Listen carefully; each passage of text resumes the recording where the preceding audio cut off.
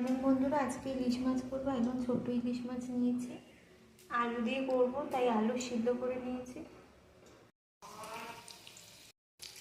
আলুগুলো ভেজে রাখছি হালকা করে নুন হলুদ দিয়ে। আলুগুলো ভাজা হয়ে গেছে, এবার তুলে রাখবো। এবার আমি কালো জিরেগুলো দিয়ে দিলাম। এই মশলাটা আমি রেডি করে রেখেছি নর্মাল। এই মশলাটা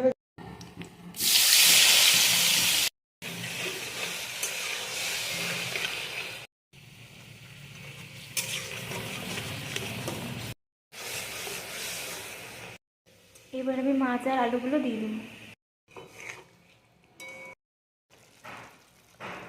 তরকারি দিয়ে তেল বেরিয়ে গেছে, এবার জল দিয়ে দেবো আমি।